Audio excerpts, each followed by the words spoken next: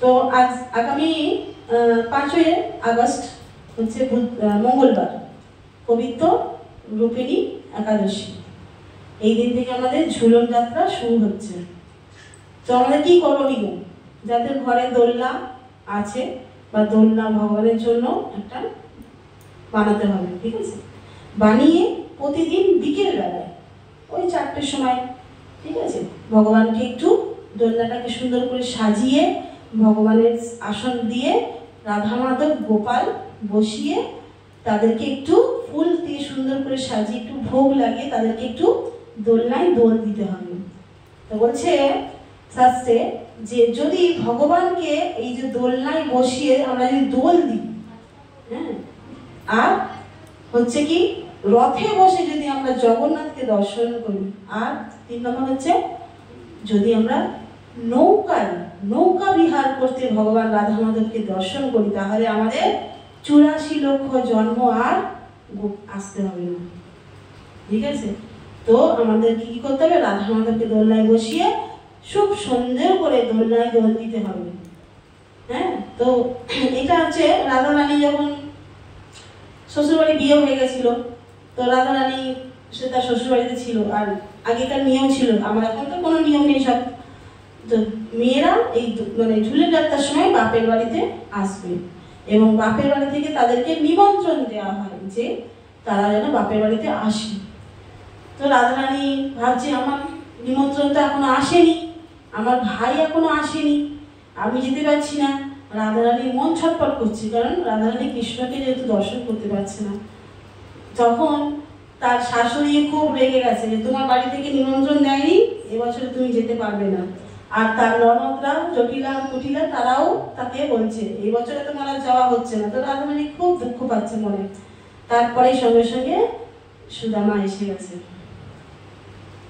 সুদামা না কি নামটা মনে পড়ছে না,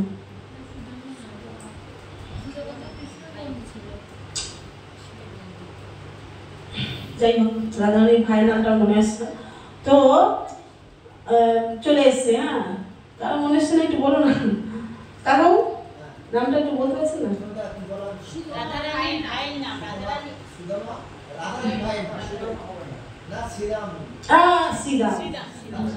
শ্রীরাম। তো শ্রীরাম এসেছে, তখন রাধারানী খুব খুশি হয়েছে, বলছে তুমি এখন এত দেরি করে এলে কেন? আমার শাশুড়ি খুব রেগে গেছে, আমার ননদরাও খুব রেগে গেছে।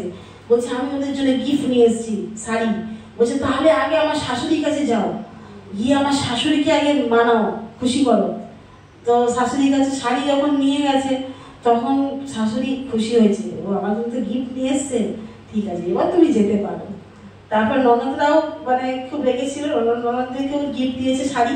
তখন ননদরাও খুব খুশি হয়ে রাধারানীকে যেতে দিয়েছে তার বাপের বাড়িতে। আর রাধারানী খুব খুশি হয়ে তার বাপের বাড়িতে গেছে, গিয়ে সে দোলনায় দুলছে, হ্যাঁ, আর কৃষ্ণকে স্মরণ করছে, কৃষ্ণ কৃষ্ণ কৃষ্ণ কৃষ্ণ। কৃষ্ণকে স্মরণ করছে, তখন কৃষ্ণ চলে এসছে। কৃষ্ণ এসে কি করেছে? রাধারানীকে একটু জোর করে দোলনায় দুলিয়ে দিয়েছে। আর রাধারানী ভয় পেয়ে আরো বলছে হে কৃষ্ণ হে কৃষ্ণ হে কৃষ্ণ। কারণ কৃষ্ণ কি করেছে? রাধারানীর পাশে বসে রাধারানীকে গালে একটি চুম্বন করে দিয়েছে।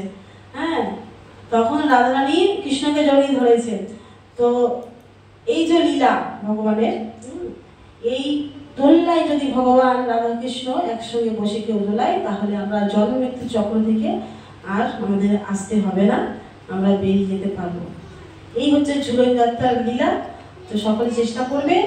আর বাড়িতে ঝুলন না পারতে পারলে আমরা মোবাইলের মাধ্যমে সব গৌরীয় মঠেও এবং আমাদের ইস্কনেও এই মানে দোলনায় ইয়ে হয়, খুব সুন্দর করে সাজায় ভগবানকে।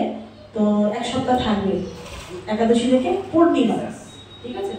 তো একাদশী থেকে পূর্ণিমা এই কদিন, হ্যাঁ, দোলনায় আমরা ভগবানকে দোলনায় দোলাবো এবং আমরা খুব আনন্দ করে যেন সুন্দর করে সাজাই এবং ভগবানের সুন্দর সুন্দর লীলাগুলো আমরা মোবাইলে অন্তত নয়তো দেখি, ঠিক আছে? তো সবাই বুঝতে পারলে? আর কিছুক্ষণ প্রশ্ন থাকলে বলতে পারো, কারণ এই বিষয়ে আলোচনা হলো আজকে। যেসব কিছু বিষয়ে আলোচনা হলো, প্রশ্ন করলে খুব ভালো। কারো কোনো প্রশ্ন থাকলে বলতে পারো। নেই? প্রশ্ন নেই মানে সব কিছু জানো, তাই তো? ঠিক আছে, তাহলে আমরা বুঝতে পারলাম এর পরে পরে আমাদের সমস্ত কিছু অনুষ্ঠান আসছে। আমাদের জন্মাষ্টমী আসছে 19 আগস্ট, তার আগে আসছে বলরাম জয়ন্তী, মানে পূর্ণিমার মানে পরের দিন কি হবে মনে হয় বলরাম জয়ন্তী, এক সপ্তাহ আগেই তো। হ্যাঁ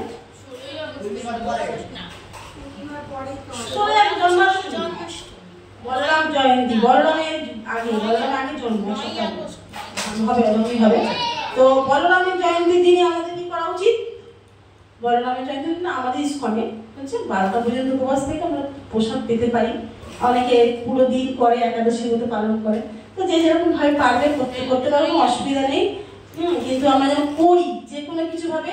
এই যে শ্রাবণ মাস, এত সুন্দর মাস, বাবার মাস, যেরকম নিরামিষ খাচ্ছ তো নিরামিষটাই চলবে যেন, এরপরে যেন এখন আমিষ ঢুকিও এর মধ্যে। তো খুব সুন্দর এই মাসটা সবাই চেষ্টা করবে ভগবানের মাধব তিথি সুন্দরভাবে পালন করার, এবং আমরা যেন ভগবানের কাছে ফিরে যেতে পারি সকলে, সেইভাবে আমরা যেন ভক্তি সাধন করি। ঠিক আছে? হরে কৃষ্ণ কৃষ্ণ কৃষ্ণ হরে হরে, হরে রাম রাম রাম হরে হরে। কৃষ্ণচন্দ্র ভগবান কি জয়, সমবেত গৌর ভক্তবৃন্দ কি, নিতাই গৌর ধর্মানন্দে।